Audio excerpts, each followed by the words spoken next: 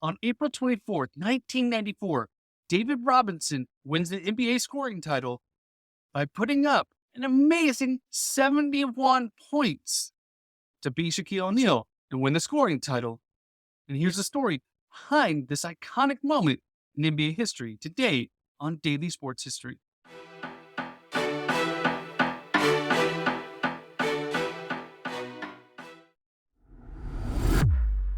Welcome to Daily Sports History. I'm Ethan Reese, your guide to a rapid deep dive into sports history every day. Now, David Robinson had a very unique way to make his way to the NBA. He actually started at the Naval Academy, leading them to their best collegiate time in the school's history.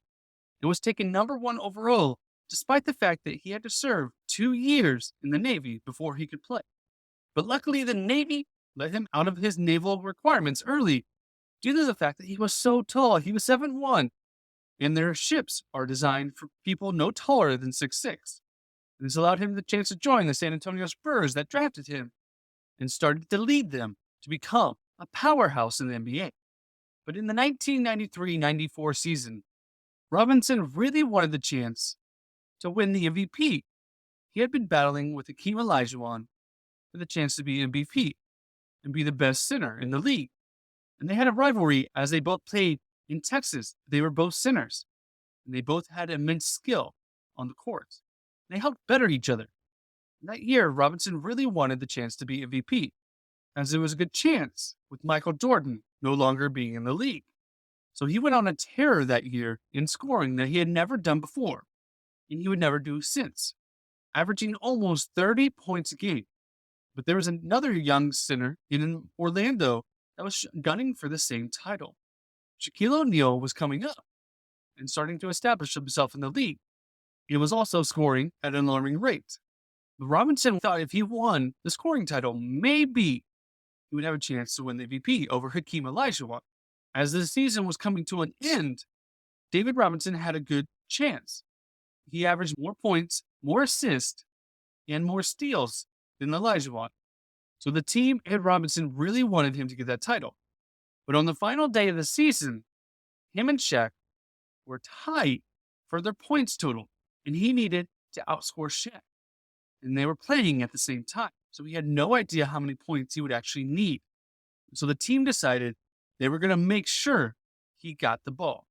And they were playing the LA Clippers, who actually had some good players on their team, in Dominique Wilkins, Mark Jackson, and Ron Harper. But the team just could not compete with Robinson that day, as they were feeding him. And despite the fact that the Clippers were double and triple teaming him at times, Robinson wouldn't give the ball up and continued to score over and over, leading the Spurs to score 112 points, beating the Clippers, who only had 95. And despite scoring 71 points, Robinson also had 5 assists in the game, but no other player on the Spurs made it to double digits, and the second highest scoring player, Dennis Rodman, with 8 points. And despite the team blowing out the Clippers, Robinson stayed on the court almost the whole game for the chance to score as much as possible, though many viewed this as a gimmick and thought it shouldn't even count for him to get the scoring title. And Shaq even thought maybe he was in his head, as he was just thinking about beating Shaq for the scoring title the entire game. But for Robinson, he really wanted the chance to be the MVP and to be called the greatest in the league. And being a scoring champ doesn't hurt on your MVP resume.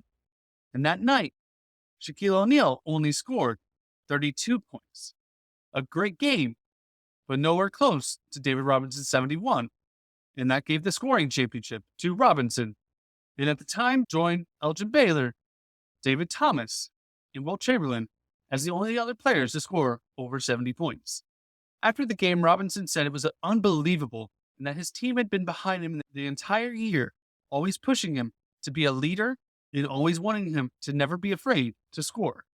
And Dominique Wilkins, after the game, said his team had no heart and no pride to try to win, and it was a ridiculous thing that they helped him get 71 points, and that he probably won himself the MVP that night. Unfortunately, he lost in the MVP voting to Hakeem Olajuwon that year. But this really gave the league notice of David Robinson, and the following year, he actually won the MVP. despite his stats looking down compared to the 1994 season. But that doesn't matter because he won the MVP. And a few years later, he would go on to win the NBA championship and become a legend in the NBA and arguably one of the greatest centers of all time. David Robinson didn't just sit back and see what happens.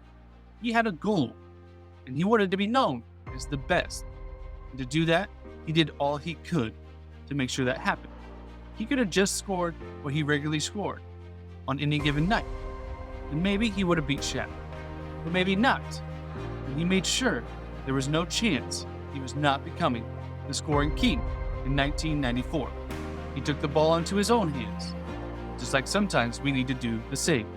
I'm going to put the ball in your hands to share this episode with someone else and come back tomorrow for more Daily Sports History.